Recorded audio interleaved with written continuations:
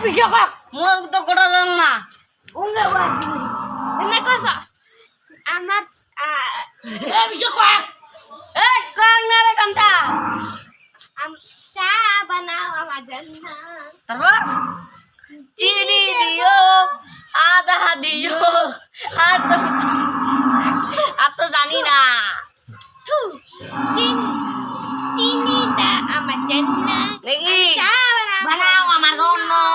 এখন চা বানাও আমার জন্য চিনি দিও আদা দিও এখন চা বানাও আমার জন্য লাইক করেন শেয়ার করবা সবাই নাকি